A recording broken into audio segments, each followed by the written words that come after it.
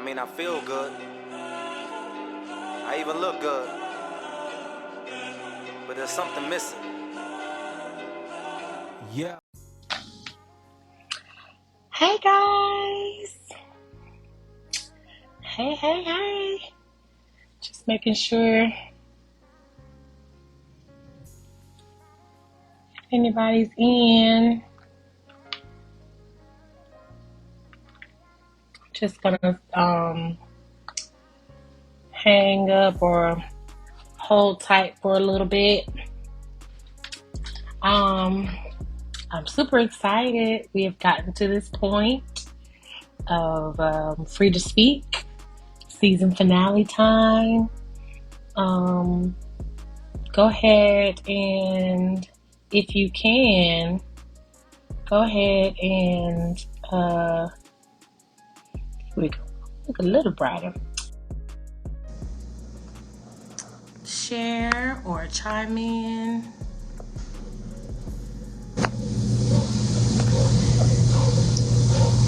Let's see. So, this is the final episode for this season, the season finale for Free2Speak. I am once again in my home. It's a little bit more intimate, or a little bit more, I guess, where you guys can kind of know where I'm coming from and kind of can get the ambiance of, where I come from by being in my home. The intention was to be or have the season finale today. The intention was to have a question and answer, just in case if anybody came up and had any questions that they wanted to ask of me. But the good thing about all of this is that, you can chime in or whatever the case. And I think I just turned the brightness off. Okay. The good thing about it is that you can chime in at any given moment and ask me questions, and I will, as I see them, I'll ask or answer your questions. But for the purposes of the season finale, I think it's befitting to talk about something that I've been very vocal about, whether it's on this platform, on the World Changes Tabernacle platform, or just in my everyday life. It is not Domestic Violence Month, and it's not that time of the year, but I think it's still befitting to talk about abuse and talk about what it looks like and talk about how to overcome those things.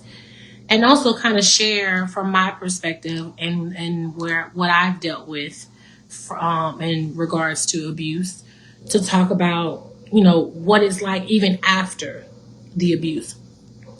I think it's important to also understand that when it comes to abuse, the survivor goes through a lot of different emotions.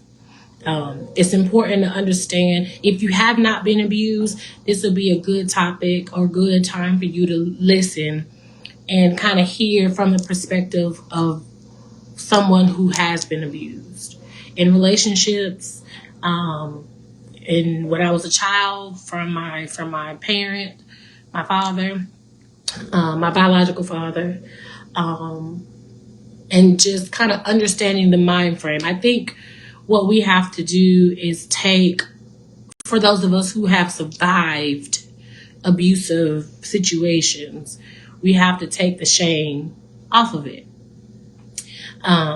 Because what it does is it gives more power to your abuser.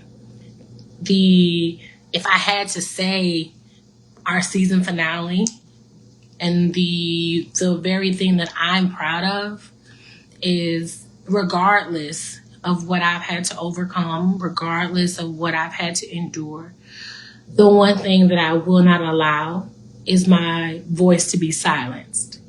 Regardless. It is not something that you can overcome just overnight. It is a process. And I want to be an advocate for the ones who are currently in abuse situations or have just gotten out of abuse situations.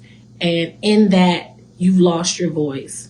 I had to have someone give me my voice back to be okay with speaking again, being okay with telling my story, being transparent. And so I just think it's the right thing to do. I think the last week, I talked about being a bush beater for others. And so this is one of the things that I will be a bush beater about. It's having your voice, maintaining your voice, and understand that it comes like a roller coaster, like dealing the after effects of abuse comes like a roller coaster. Like some days you can be really, really, really good, and then something can trigger you and you can take a real good or real bad nosedive in your emotions, in your anxiety, in your depression.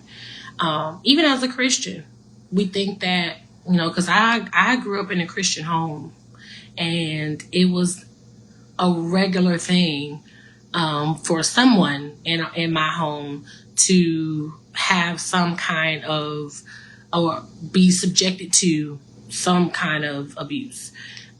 So Christians, we have to understand that too. We have to be sensitive.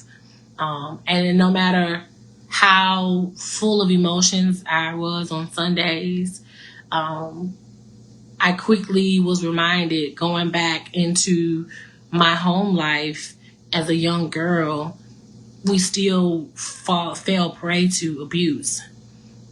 We as Christians have to do a lot more better of being able to see that, view it, and being there for the family. As a woman who has been in abusive situations, I can say that it's difficult for other people to understand abuse, especially if they've never dealt with it. Typically, we tell the women that if they're in an abusive situation, we tell them to leave. Why don't you leave? Why don't you get out? Why don't you da da da da da? But it sounds like a simple situation. It sounds like a simple solution to a problem. If you don't like where you're at, you leave. But if you have been in it, those of us who have been in it, we know that that's not just something that you do. You can't just up and leave an abusive situation. And if you do, the emotional turmoil that you go through after leaving, most times you will find yourself back in that situation, physically, or it'll start off emotionally, because abuse comes in cycles. My mom used to tell me this all the time. It comes in cycles. There is the actual event that happens. So it could be a physical abuse. It could be an argument that turns into a verbal abusive situation. After that, there is a honeymoon period. My mom talked about the not my honeymoon, but there's the abusive situation, and then there's where they apologize for their wrong, and they, woo you with words and try to make it feel like it's going to be better this time. If you just, come back, it's going to be better. I'm going to do better. And it's a whole lot of promises made during that time. And then after that, there is a honeymoon time. And that's probably the most sweetest part of it, if I had to. I mean, this is a sick way to say it, but it's just the truth. Just going back at that time in my head, there's a honeymoon period. And during that honeymoon period, you guys love each other. Everything is good, or seemingly good. Everything is panning out exactly how it needs to pan out, how you think it's supposed to pan out. There is actions put to the words that were said, but it's only temporary, because after the honeymoon period, there's an incident that happens, and you find yourself right back at that abusive point, or the point of contact, or the point of the point of abuse. So after the honeymoon period, there's something happens. And a lot of times you don't know what is happening. Hey, Miss Phyllis, you don't know what's happening. Miss Phyllis, share this out. We're talking about abuse for the season finale. And also, if you have any questions, you can ask them and type them in, and I'll answer your questions. But we're talking about abuse, and we're talking about my experiences with it and the triumphant part of coming out of abusive situations, is not allowing your voice to be silenced and kind of persevering and pushing through it. So share this with your friends, your foe, your family. So there's a honeymoon period, and after the honeymoon period, there's something that happens. There is something, thank you so much. There's something that happens that triggers the back to the beginning of the cycle. So it could be, during a time, the honeymoon period, y'all could be just having a conversation. Y'all can be watching TV, and then you could just make a simple statement. You can say, well, I don't want to watch this. I want to watch something else. And in normal relationships, you have that right to make a choice about something that you don't want to watch. But when you're in an abusive relationship, you don't have that choice. And so that something as simple as I don't want to watch this can turn into the abuser feeling the need to put you in check physically, emotionally, mentally, spiritually, put you in check. And so there you go, you're starting back. So abuse comes in cycles. I lived that cycle. I have been in a relationship where I was in that cycle constantly for years. And after a period of time, it literally takes your voice, which people have known me to be a very boisterous person, the kind of person that, I would, go off if you did at me. But when you are in an abusive relationship, it literally silences your voice. You don't feel the need, or you can't voice. In my relationship that I was in, my voice was silenced because I felt like at the time, if I said something in an open forum or did something in an open forum, then that person would try to bring shame to me and would try to humiliate me or embarrass me. And I would feel like, it's like anybody would when you're openly embarrassed or openly humiliated. You just try to, go sit in the corner and be quiet and be still, which is the total opposite of who I am, the total opposite of what God designed for me. But I think it's important to understand what abuse is first and foremost. Abuse is designed to diminish, belittle your thoughts, your feelings, and your voice. And I think sometimes with the way that the world is, what we're seeing in social media, abusive or what we call toxic relationships are being promoted. We have Krishan and Blueface, which I constantly keep her in my little secret prayers, my little prayers, because I just, you can see on somebody her voice, even in the relationship that she's in, her voice was trying to be taken from her because she was just trying to make a name for herself. She thought that this was the way to do it. And so she kind of subjected herself to things, I'm sure, thinking that this was going to take her to a place. But hey, Miss Pat. And so we have to be mindful of that. That's what is designed. Abuse is designed to diminish your thoughts, your feelings about yourself, your thoughts about yourself, your self-esteem, and most importantly, your voice. Now, there are several kinds of abuse. There's emotional abuse. I know we mostly talk about physical because we think physical abuse is abuse. And then everything else is not abuse. But there's more to abuse than physical. You can put your hands on somebody. You can have be abused mentally. You can be abused emotionally. You can be abused financially, and most importantly, you can be abused spiritually. You can have somebody, and I have, in some aspect, have experienced that, all of those in my lifetime. And when you pound those things on top of each other, you get to the point where you just have no voice. And so that's why it's important for women who have experienced abuse in some form, to not make it seem like it's a normal thing. It's not normal. It's not normal for a man or a woman to abuse a man or a woman. It's not in a relationship. It's not normal for a man to abuse a woman or a woman to abuse a man in any relationship. That's not normal. It's not a thing to be admired. It's not relationship goals. It definitely is not relationship goals. What you are allowing just in the spiritual realm is the enemy. You are allowing the enemy to take the voice of that person. And normally, most of the time, if you go back in your mind, for all of us who have experienced it, or you know someone that has experienced it, most of the time, your voice is very valuable in God's eyes. There's a reason why. And when I say voice, I don't mean the physical voice. I mean you're being able to speak to things. God has a plan for you in that way.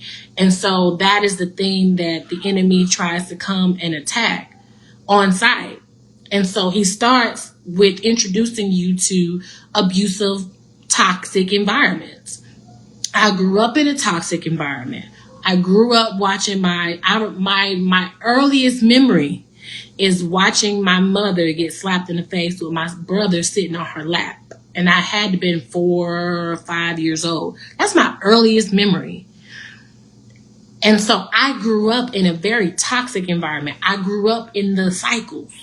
When it was sweet, it was sweet. When it was sweet, my dad would take me and my brother and mom. We'd go out and do fun things. We'd go out to eat. It was a good time when it was sweet. But when it was bad, it was bad. And I will even say there was a time where, my mother and myself, we hated flowers. We literally hated flowers. And we hated flowers because what it represented. It represented to us that, and I'm at home, so you're going to hear my kids, so just be okay with it. What it represented was, sorry, I did something wrong. Flowers wasn't about the beauty of it all. It wasn't until later on in life, maybe I'll probably say probably 5, 6 years, no, probably 3 or 4 years ago, that I actually appreciated flowers and what they meant and the beauty of what they were. Because flowers to me and my mother meant I did something wrong and I'm sorry. And you get too many flowers. You get to the point where you get too many flowers and you just don't want to be bothered. Like I remember getting flowers one time in a relationship, and it was during a time that I didn't like it. I didn't like flowers. And so when I received the flowers, I immediately thought, okay, what you do? Now I was right, because if something was done. But it only reinforced that thought and that mindset of flowers is just because you did something wrong and you want me to forgive you for it. So I said all that to say that my earliest time, I remember experiencing abuse in our home and growing up in that toxic cycle. And slowly but surely, if I go back in my mind now, I can see the diminishing of my voice, because I felt like, one, this was normal. This is what a normal relationship is like. I remember my dad now, when I was younger, me and my brother used to go to his house and, spend the night over there with his family and stuff. And I remember I was in the car, me, him, and his wife at the time, and his daughter. And we were talking about, I think she was talking about what kind of guy she wanted to date. And, my biological dad was a very big, brawly, black guy. And so, but he was very abusive. And so I remember she was telling me what kind of guy she wanted and what kind of guy she was interested in dating. And I remember, saying to myself, well, I just want a thug. I was a thug. Somebody had to grab me, shake me, and tell me to shut up. And then my dad, at the time he was my pastor, I remember him being so heartbroken. He was like, why would you want that? Why would you want that type of relationship? But in my mind, that's what I saw. I saw my dad shake my mom. I saw my dad hit my mother. I saw her voice being taken from her. And I think that's why I think a lot of people don't understand the dynamics in me and my mom and my brother. But that's why, because our voices were taken from us, and all we had was each other, the three of us. And so we gravitated to each other for that reason and for that purpose. And so you have to be mindful of those things when it comes to your voice. Physical abuse. Let's talk about mental abuse. Mental abuse to me is something that, somebody can play mind games with you. I know, Miss Pat, like, I know you told your story too, and I'm gonna definitely have you on, where we'll talk again, about abuse, because I think it's just something that needs to be said and needs to be talked about, and the shame of it being taken off of. So, Miss Pat, I know I've heard your story, and we have a lot of similarities in that. You, myself, my mother, things like that. We have a lot of similarities in that, but you have mental abuse, and you have that's where someone literally just is playing with your mind. And you hear the statement that the mind is a terrible thing to waste. It really is, because when someone goes for your mental, your brain, the chemicals and neurons in your brain controls so many other things in your body. How you process information starts from here. How you receive information. How do you analyze information? Everything comes from here. And so if you are being mentally jacked up or mentally abused by a person, the way you process information will come from a viewpoint that is, what's the word? A viewpoint that's jaded. How you receive information. I remember, because I did come or suffer with mental abuse. So I remember for a very long time, if someone made a constructive criticism towards me, I immediately took it as feeling like you coming for me. And so I automatically took defense to it. Automatically. That's where my anger came from. That's where I had to come see about you, because I automatically felt like you was coming at me. But it was really coming from the fact that my mental health and I was so abused mentally, that the way that I was receiving even something as simple as a constructive criticism I was receiving like you were coming at me. And I didn't know how to process that, because my mental had been so abused. Everything that's said to me is just a constant, felt like a slap in the face to me.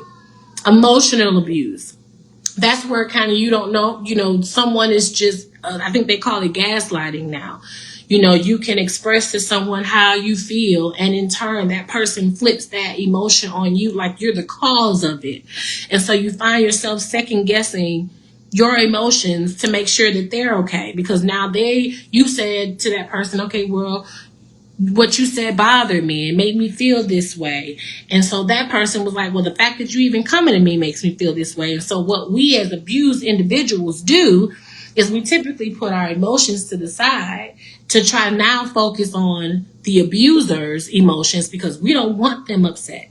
We don't want them feeling no kind of way. So we are emotionally abused. We're never able to tackle our own emotions and how we feel. We can't express how we feel, because our expressing how we feel automatically gives us a backlash from the abuser. And then you have financial abuse. Financial abuse, that seems to be glorified too nowadays. Nowadays it seems to be, the thing that people try to do when, for women, we've and it really only comes from a background of some other form of abuse, but we aren't able to do certain things because the man has control of the money, or men aren't able to do certain things because women have control of the money. Now, there's a difference. Now, if you know that you as a spouse or someone in a relationship is not good with money, if someone is managing the funds for the household, for the success of the household, that's not financial abuse. Financial abuse is literally this person holds money over your head. You're not able to you can't get your basic needs provided for without succumbing to the abuser. That's financial abuse. When someone holds money or the financial success of the household against you, or gets you to do what they want you to do, and if you do it, then your reward is finances in some kind of way, that's financial abuse. And those are the things that sometimes I think in social media is rewarded. I think the women have made it a thing to celebrate. What we have done is like, well, I'm just going to use it for his money since that's what he's going to give me and whatever. But it all comes from, if you go back in each one of those young ladies' lives, it all goes back to abuse.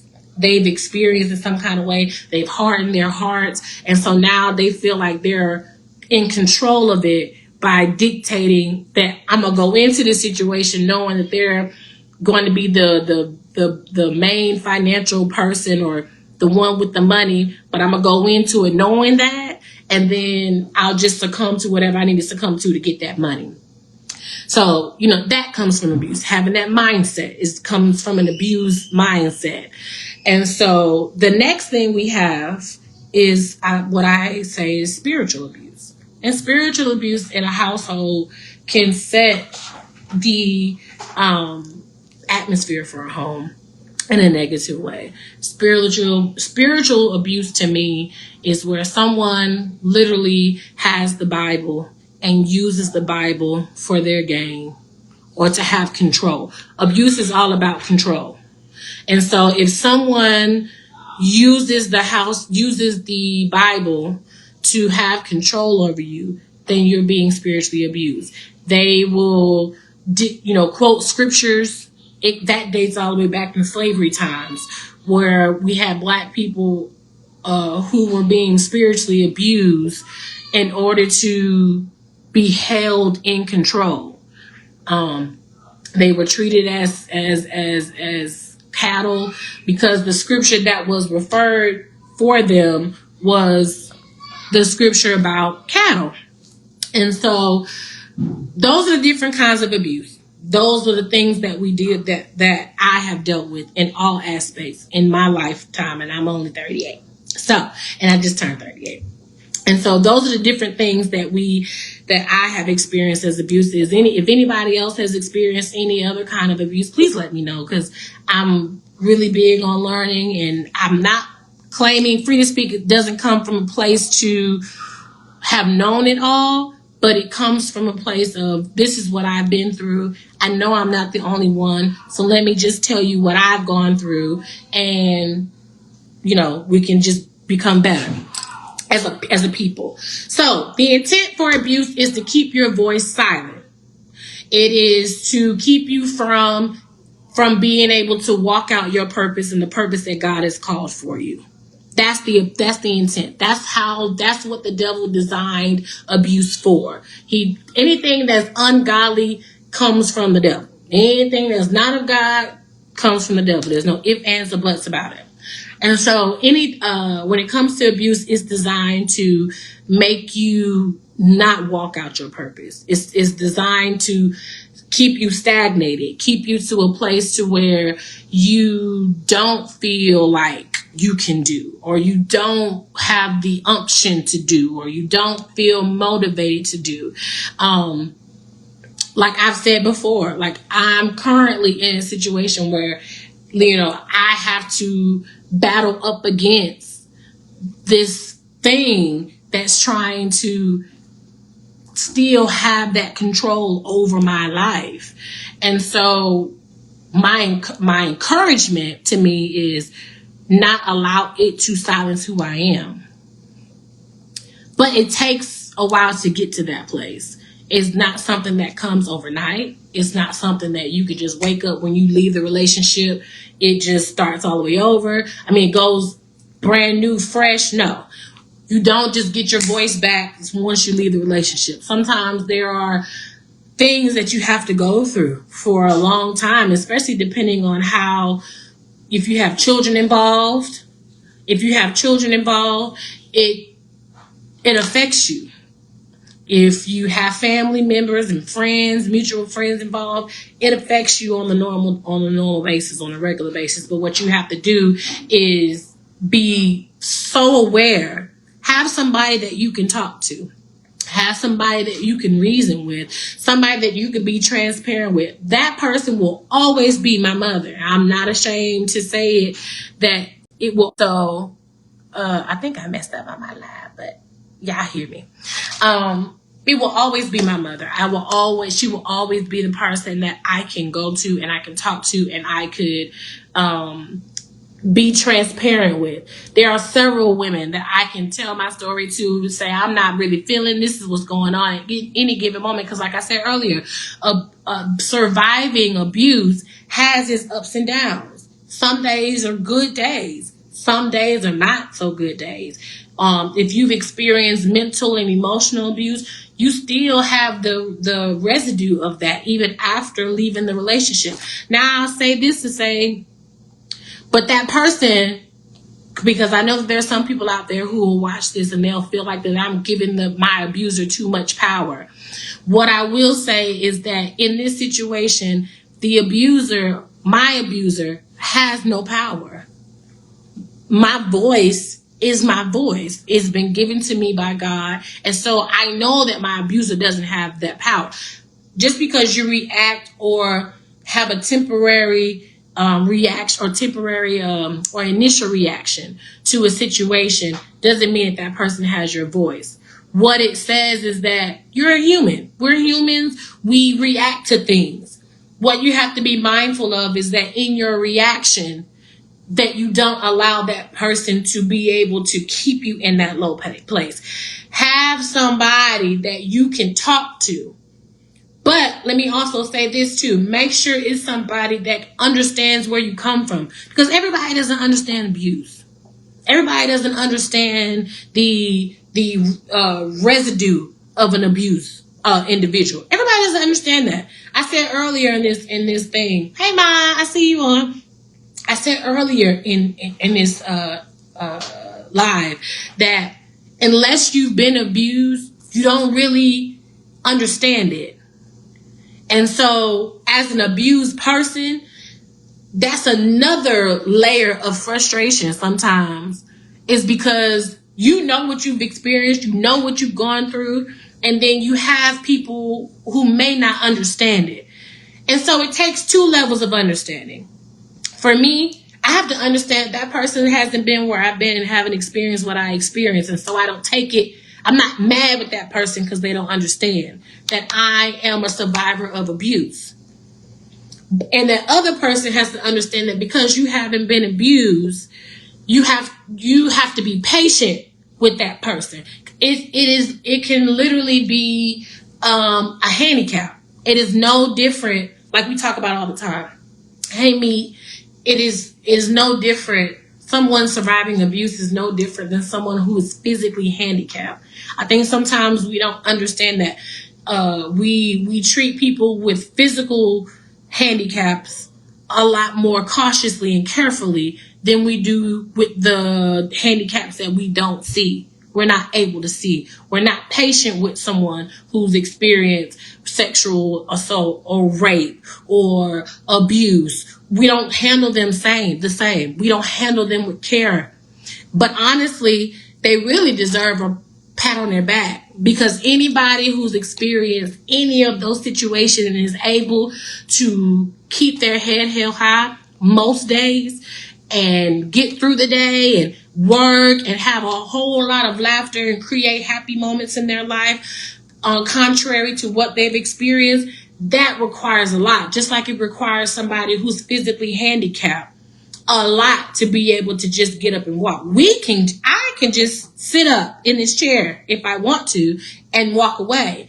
But someone who is physically handicapped, someone who's an amputee, in order for them to get up, they will have to have a prosthetic leg that they'll have to have fitted, and that's a lengthy process as well. You don't just buy a prosthetic leg off of a shelf in Walmart. You have to be fitted for that. You have to go through rehab for that. And then after rehab, inpatient rehab, you got to step down and do rehab at home. It is a lengthy process for someone who's an amputee to get up, to be able to do simple things like stand up from a chair. Now, for me, I have both my legs. And so I have to be conscious or mindful of a person who is an amputee that they may not get up out their chair as quickly as I did. But I don't rush them. I don't say to them, well, why you can't get out the chair? I extend grace. I extend patience. I extend long suffering. Okay, so that's the same thought process that we have to have for those who have been in abuse situations. What may seem common to you or normal to you, to someone who's in abuse situations, is not that common. For my dad, before he passed away, he had an above the knee, his final surgery was above the knee amputation. And so not above the knee, it was the 4 foot amputation. And so once he had that was a below the knee amputation, right? So once he had that part of his leg amputated, he had to go to a rehab facility, inpatient rehab facility. In that facility, he was there for a little over a year, just getting rehab for learning how to do the simple things, walking, how to put his prosthetic leg on, how to care for the part of his leg that would be rubbing up or introduced to that part of his prosthetic leg. It took him over a year just to be okay enough to go home. Okay? We need to do that for our brothers and sisters who have been abused and have experienced abuse. We have to be a safe place for them. That's where people like myself, people like my mother, I know Miss Pat wouldn't mind me saying her name as well, Auntie Pat. That's where we come into play, and women and men like us who come into play and create that safe place. Be a place of enlightening to other people who may not understand, because it is a lot to carry. And if you're like me, you have to carry it and work and take care of children, cultivate a healthy marriage, the new marriage that I'm in. It's a lot. Praise and worship team leader, PK, that's a lot. You got a lot of eyes on you in all kinds of ways. And so it's a lot to cultivate.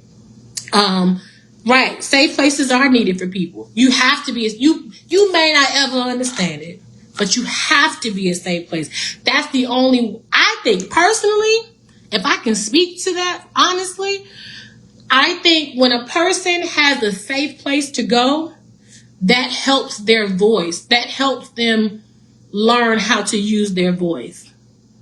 Because if you aren't a safe place, that person doesn't feel like they have a place to go. And so at that moment, their only safe place, and a safe place is where they feel comfortable. It may not make sense to you, but if we who understand and know don't create safe places for abused individuals, you will find them. They'll run back to the abuser because they have been cultivated and trained that this is their safe place. It doesn't make sense to the normal person. It doesn't make sense to the normal human or the average human, because I don't want to act like it's abnormal. It doesn't make sense to the average human being. But if we don't create safe places for them to come, then they end up running back. I've done it because, and I don't think it's not necessarily at that time. There were times where I felt like I didn't have a safe place. And it wasn't necessarily because my mother wasn't willing to be a safe place, but I think that there were things, if my mom has talked about it before, there were things that she didn't understand that I was dealing with mentally. And so because she didn't understand what I was dealing with mentally, she couldn't understand while I was making the decisions that I made or were making at the time. And so that's where you have to have a real close relationship with God. Have your ears to his mouth. Because my mother, we talk all the time. Me and my mom, we talk every day. And if she act like she ain't going to call me at least by 12 or 1 o'clock, I call her or she'll call me. And we'll think that the other person trying to be grown because they ain't called and checked in with the person by them. But I'm grateful for that because it wasn't always that way. You know, the enemy tried to separate us at one point and try to keep me at odds with my mother. When actuality, that's where my voice came from. It was another plot of the enemy because I knew my mother knew what I was, you know, she knew what I was going through. But the enemy kept me and her, well, not her, kept me thinking that she wasn't there for me, which kept me from feeling like she was my safe place, which kept me from having my voice. So it kept me feeling diminished and never feeling like I could ever do something as simple as talk on social media to you guys about abuse and how prevalent it was in my life and how it was a normal everyday thing for me and how you can overcome it. So the enemy has a plan. The plan for you was for your voice to be silenced. And the only way that you cannot have your voice silenced is that you have to realize who you are in God. That was the biggest thing to me. Because when you're emotionally abused and mentally abused, you don't think yourself worthy. Because the person has told you that. And you're right, Ma. Separating a person from their family is a tactic. If you notice that a person, us against the world, that is a red. If I could put a whole bunch of red flags, you guys, up on your thing. Red flags. That is a red flag to me. Put some red flags on your comments, guys. That is a red flag to me.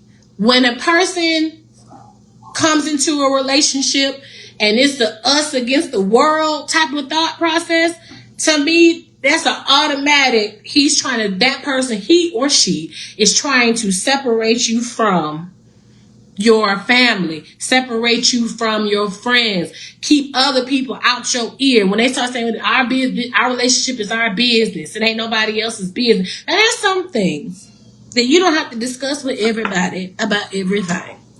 But then there's a balance. Too much of anything is not good for you. So, no, do you run off and tell your best friend every little thing about your husband? Absolutely not. You do not tell everything about your husband to your best friend. That's just wisdom from a seasoned woman. You don't do that. But you also do not make it like you and your spouse are on this island by yourself. That is a run as far and as fast as you can from the other side to the other side of the room. At first, it feels like, oh, they love me because they just want me and him. I felt that. I felt like, well, it's just me and him. And he's going to do, whatever he need to do for me. And it's just me and him. And it feels like when you're not healthy in your mind, that us against the world feels like y'all can conquer it all. It almost feels like relationship goals, like hashtag relationship goals. But it's so far from the truth. It's so far from what is right. It's so far from, and I had a person that I was in a relationship with even try to quote a scripture to me about how the Bible says when 2 or 3 are gathered together, he's in the midst. Like, talk about spiritual abuse. doing what was done to our forefathers to make them slaves and to make them feel like that the slave work that they were doing was unto the Lord, was using scripture against them to keep them in bondage. It's the same thing. When you issue out this, where when two or three are gathered together, that the Lord is in the midst, that trying to justify the us against the world, you have nowhere to go. Unless you have, there are some people, like there are friends that I've had. There are a couple of friends that I had that completely understood. Besides my mother, there was a couple of friends that completely understood where I was and what I was in, and they they understood and they didn't pass judgment. I could talk to them, and I'm sure nowadays they may say, Free, you was talking crazy. But at the time, they created a place for me where I could come and talk to them. Okay? So yes, if you're in a situation where it says us against the world, that's smothering. You have to understand, I'm going to go back to, in order for you to get your voice back, you have to first recognize who you are in God. That's the only way to get it. Somebody can want the voice for you, but until you recognize who you are in God, it'll just be somebody wanting something for you. That person wants something wants something for you more than you do. I had to recognize who I was. I always talk about the scripture that God has made me and I'm wonderfully and fearfully made. I say those things in a very paraphrase kind of way, but it's a reminder to me. Why? Because I didn't always feel that way. Now, I would sing on the praise team. I would do all kinds of stuff in church. And this is while I was in church. This wasn't during my gray time. We'll talk about my gray area in season 2. But this wasn't during my gray area, because my gray area was a few years. But most of my life, I was in church. And in church, I still did not feel like I had a voice. I went through the motions because that's what abused people do. Abused people go through the motions because you got to save face. You got to make sure that your family looks intact. You got to it is a learned behavior. It is something that I've literally had to break not that long ago. I've had to break that looking like, no, go. That's my daughter. No. I said no. I literally had to break that thought that if I had it looking like this, or we are smiling in pictures, like the picture my mom, I think my mom might have this picture, or my dad might have it. My daddy probably had this picture, and that's probably why I'm reminded of it. But back in the day when Glamour Shots was hot, right?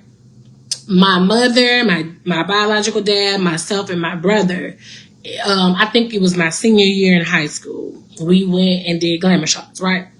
Now, Glamour Shots, everybody knows. Glamour Shots, what they're going to do. Like, I had just cut my hair. My mom had just cut her hair. I had the Monica. The Monica that's sitting on the curb with the white shoes that her feet stick out like that. Okay, so I had that hairstyle, okay? And my mom had a very similar, but it was for her age group, but it was short hair. And everybody knows in Glamour Shots, you have makeup. They put makeup on you, right? So I was a senior in high school. Or was I a senior? I was a junior in high school. One of them two. Junior, sophomore, junior, one of them two. And so prior to getting there, my dad fussed and cussed in this emerald green Plymouth Voyager van all the way up to Peachtree Mall where Glamour Shots were. And in between each picture that was taken, it was a full-fledged argument. My dad would argue with my mom, and he would, fuss, and she would try to defend herself. And then all of a sudden, the guy would say, "Okay, y'all say cheese." Then we'll cheese.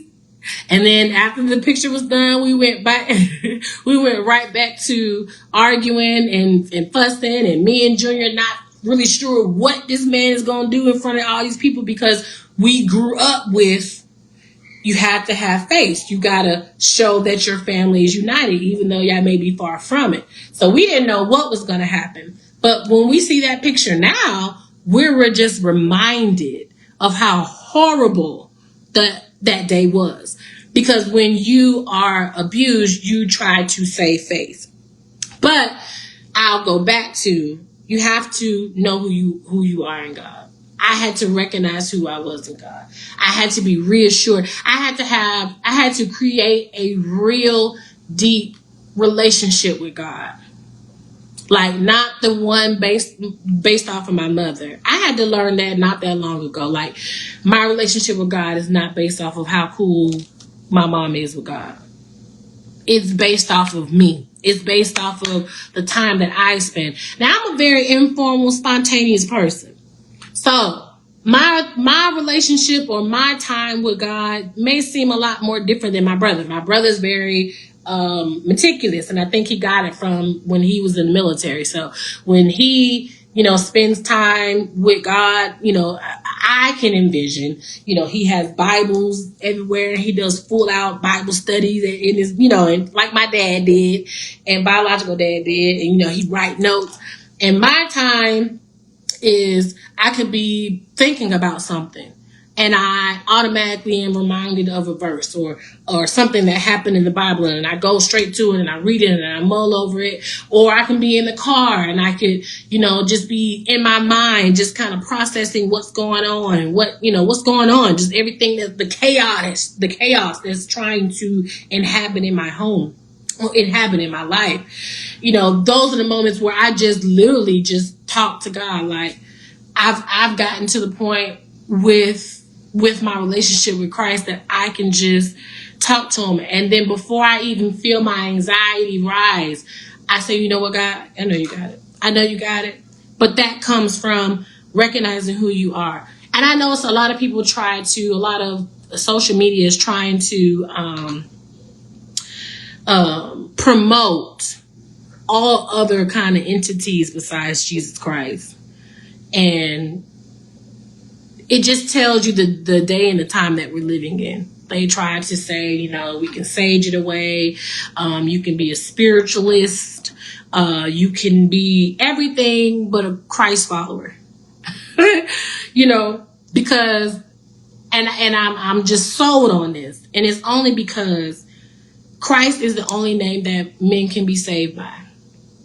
And so, because the devil knows that, what he tries to do is he just tries to diminish the power of Christ. And he does it through his little minions and people who choose to yield their members to him.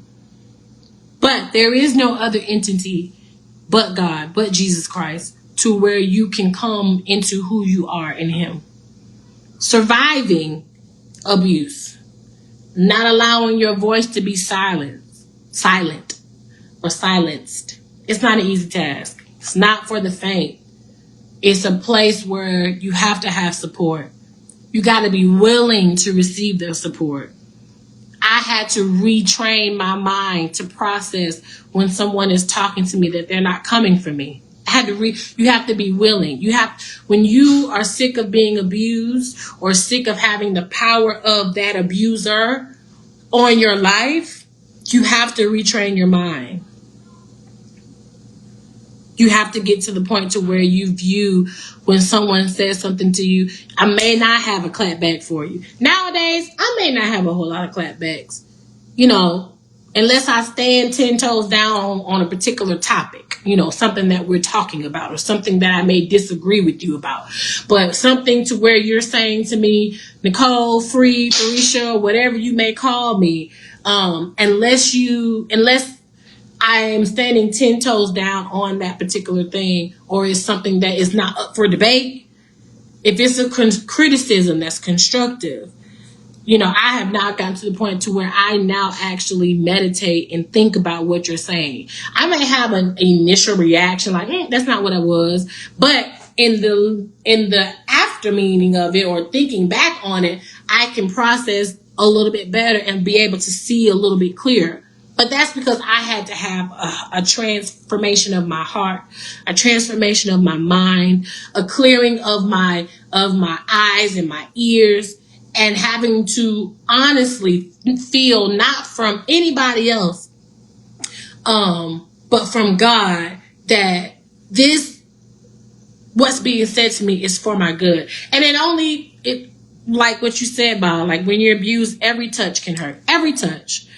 It doesn't matter. And so the person that is that safe place for a person that's abused, you have to have patience.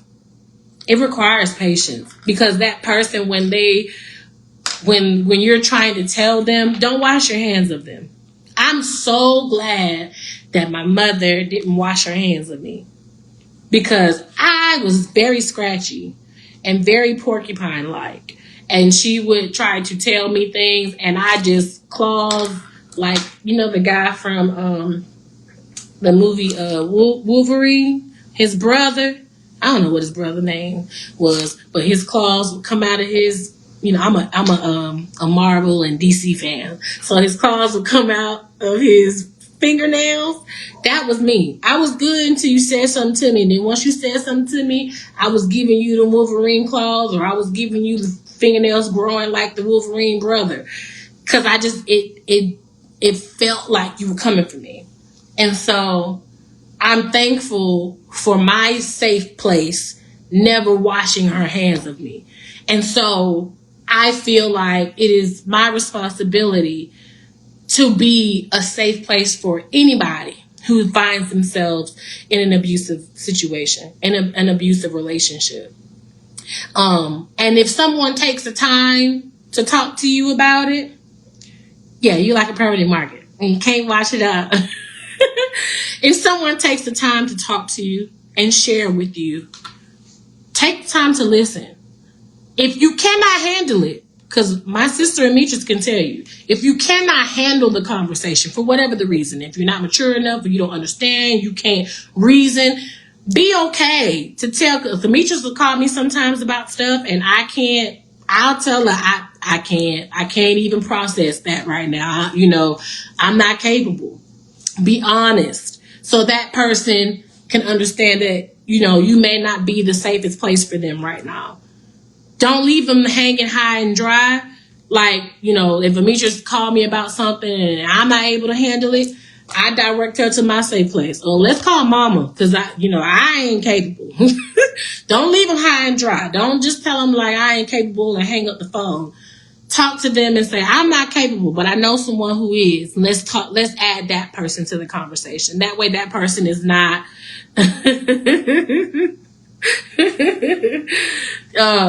I was laughing at Ametris, but don't leave that person high or dry, because sometimes they may be coming to you because that's the little bit of time that they have.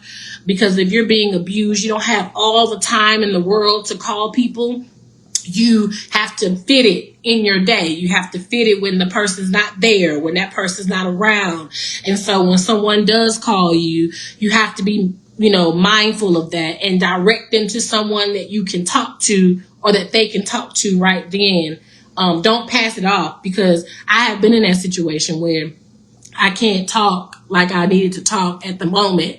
And so I may have reached out to a person and that person wasn't available for me to talk to. And so I found myself in a situation because they couldn't talk to me. I could not, I couldn't get off what I needed to get off. And so I found myself even more of a deeper hole, because that was the only time I had. I only had enough time to get in my car and go to the store. And so from the time I'm leaving my house, going to the store, and playing like I'm getting something from the store and coming back, that's all the time I got. I can't talk to you. I don't know what's going to happen when I get back to the other side. So just be mindful of that. If someone calls you and you aren't able to handle it, be okay with saying, I can't do it, but let me get you to someone that can talk to you. I'm one of those ones. If anybody knows of anybody that's in that situation or find themselves to be in an abuse situation, they can reach out to me. I will be that safe place for them, because I think that it is the plan of the enemy to keep us all silent in our own corners and not just putting our stories out there. The enemy has a field day with secrets. He has a field day with secrets. And that's why God says the opposite, that our testimony is where we actually get our deliverance from. The power of speaking out our stories and where we've come from is where God gets the glory. The enemy gets the glory in the secrets. The Lord gets the glory when it comes down to putting it out there. Because if I put my story out there, can't nobody hold nothing against me. If I tell y'all that I was a drunk, that I was a fornicator, I was an adulterer, I smoked, I was violent, I cussed like a sailor. If I put all that stuff out there, and all those things were my story, is my story, right? Where I come from. So if I put that out there, can't nobody put it out there for me. Now, but at the same breath, in the same light, somebody out there, you guys, may be able to relate to one of the things I said. And then now what? Now you have a safe place to come talk to. Because one thing about me, and two things for certain, is that I got no rocks to throw. I am thankful every single day of the deliverance that God has brought me from. The ability to look in the mirror. I might not like my physical self. I like what I'm eating that gets me to that physical. I enjoy eating the brownies. I might not like what it does to my body, but I enjoy the brownie. Okay, we'll work on that part later.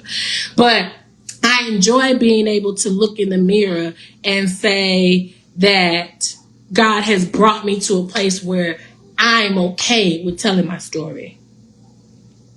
And there is no shame. There's no condemnation. There's none of those things in Christ Jesus. And so I say to you guys and anybody who's watching, tell your story.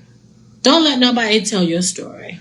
The power is given to Christ, or the glory is given to God when you tell your story. Just remind yourself as a Christian that the enemy gets the power, or has the power, when you don't tell your story. When you keep your story to yourself. I can talk about being molested and raped by family members. I can talk about that. I can talk about having to talk to my biological dad about how I was raped and molested as a young child, and my dad literally just was like, okay, and what that felt like to me.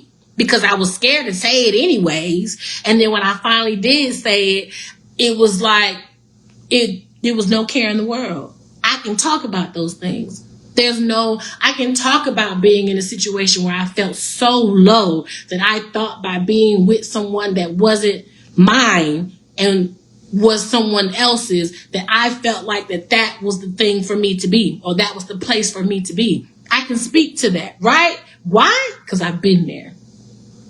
And there's no shame in that. There's no condemnation. Not bragging, by no means, but there's no shame in that.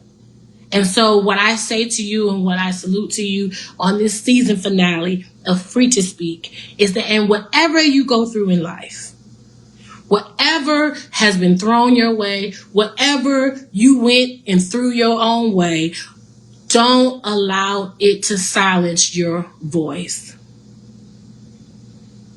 I said that too, a lot of people sit proud, and I think, I'll be the bush beater for that. I'll be the one that you can say, well, Felicia, I know you ain't talking because I know what you did. I know what I did too. But the difference between me and you is that I ain't got no issues with saying where God has brought me from. You have a problem with it. If we uncover you, what would you do?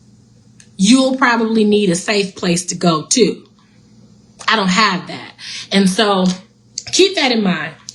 When we come back for season 2, we're gonna talk some more about some different little things and have some more co-hosts. And this is kind of where I kind of wanted to give anybody who's on, if you have any questions or anything that you want to ask of me, you can do so. Hey, Uncle Pastor Mike, thank you for coming on.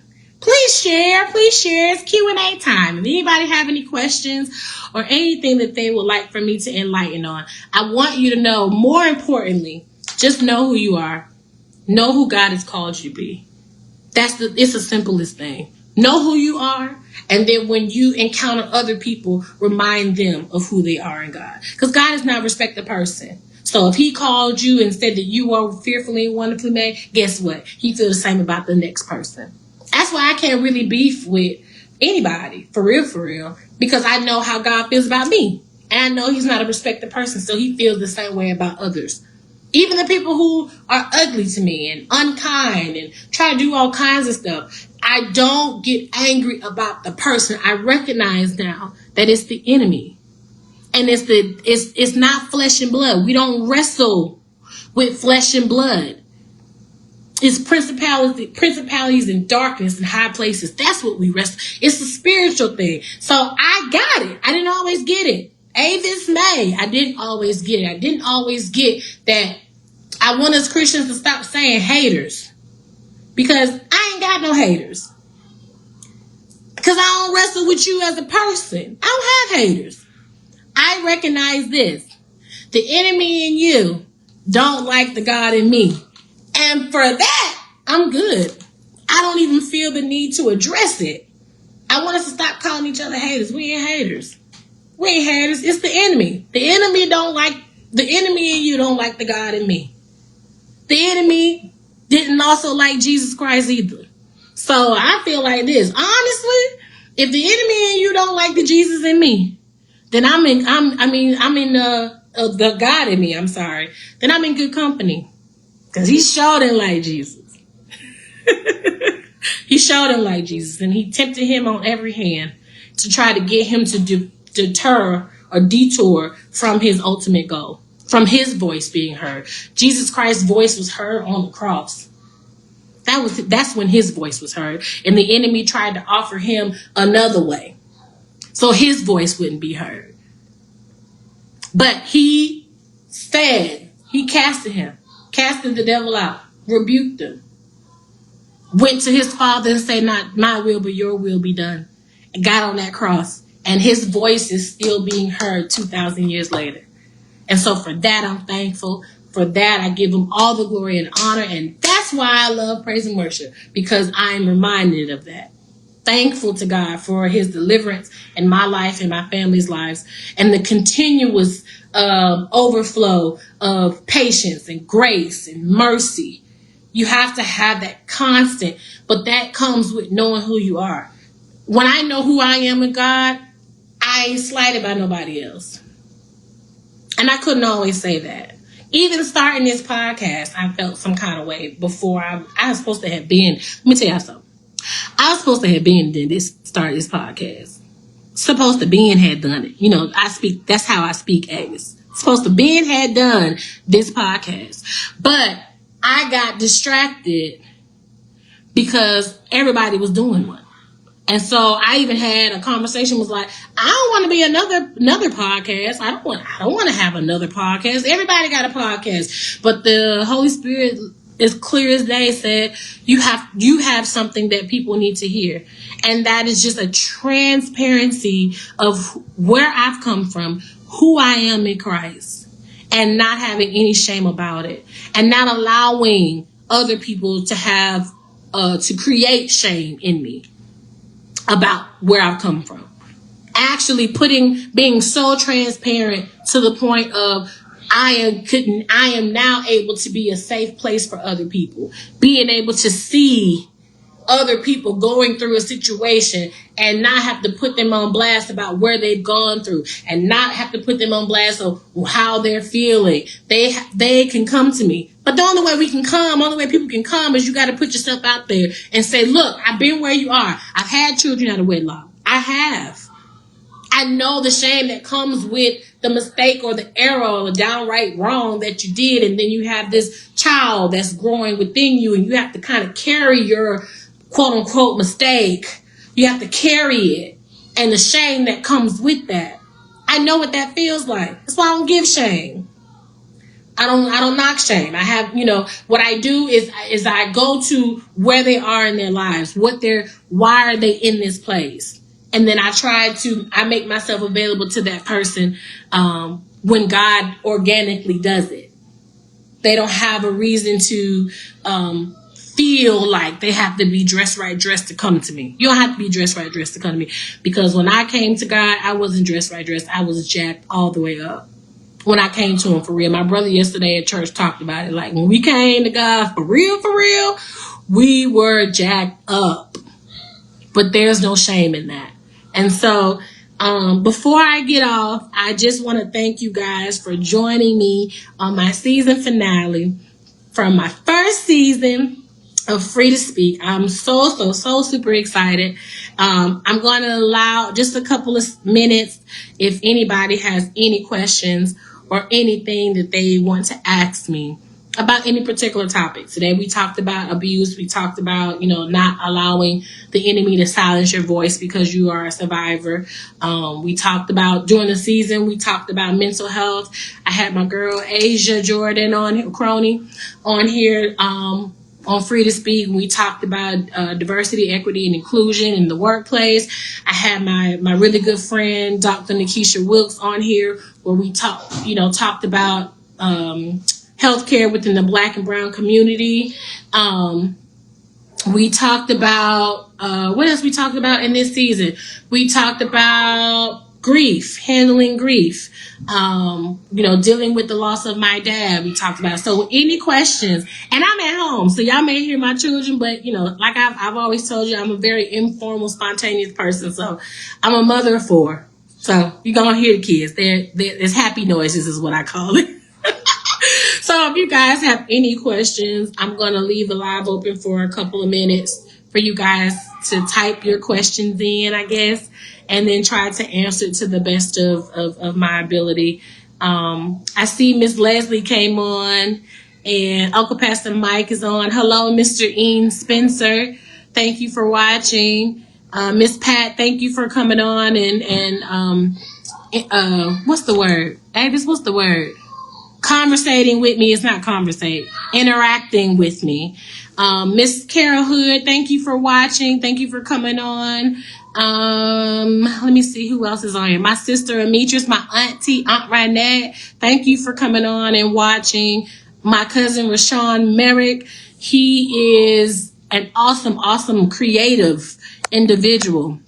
And so I just want to give him a shout out all the way in Columbia, South Carolina, doing conversing, engaging. That's exactly what it is, Shug. Exactly what it is. Thank you. That is my dictionary. I haven't had to use you in a long time, so I've been just maintaining and putting words together how I so choose to. So conversing and engaging with me, trying to see who else is on. Most definitely thank my mom and or my dad, whichever one of them is watching. Marcus Jones, thank you for coming on and watching as well. Miss Phyllis, thank you for coming on and sharing the podcast. So I don't see any questions, so I guess that no news is good news. So I don't have to necessarily be put on the spot. I'm totally fine with it. Again, thank you for joining with me on this journey. Free to Speak Season 1. I have been the most transparent that I can recall in an open forum ever. And so I'm just thankful that you guys were receptive of the transparency, and definitely want to let you know that there is more to come in Season 2. Again, if you want to reach out to me in the meantime, between time, you can follow me on this platform, Facebook, Free to Speak Podcast. And then if you go to Instagram, you can follow me on the same thing, Free to Speak Podcast. You can go follow me at YouTube. I haven't gotten to the TikTok stuff yet because the TikTok got having little dances that I can't really do. So I don't know what else they do on TikTok besides little dances. So once I figure out how to maneuver through that, I'll do that. So you can follow me on YouTube, Free to Speak Podcast, at Free to Speak Podcast on YouTube. You can email me at free2speak speakfts@gmail.com. Please let me know how you feel. Let me know what topics you want me to talk about next week. I am very young, but I have experienced a lot. And I have a very, very wise woman in my life. Thank you so much, Miss Hood. God bless you. God bless you. Thank you so much. At the end of the day, if I'm able to help one person and able to give one person a voice, that's all that matters to me. At the end of the day, it's not about the likes. It's not about the follows. It's about just putting the information out there and letting it be available for when people need it. I go back to my mother. My mother did that. You know, a lot of times when I was in the world or in my gray area, my mother would put things or say things to me that I wasn't able to or did not. Not that I wasn't able to, but I did not take in right then. But it was something that I was able to go back to and reflect on when I needed it the most. So, that's what this is for. This is not for like I don't really particularly care about, you know, it coming on live and it's like 1,000 people watching at one time, which would be cool. You know, that'd be just super cool. But if not, I'm thankful for the ones that are watching now. I'm thankful for the ones that will watch it later. So if there's not any questions, I thank you guys again for watching. And remember that this is my season finale. I will see you guys again in September of 2023, okay? September, I'll see you guys again. In the meantime, between time, remember that this is where we are to be whole, be authentic, and be free to speak. You guys have a wonderful, wonderful week. I love you guys. God bless you. Have a good one. Good night.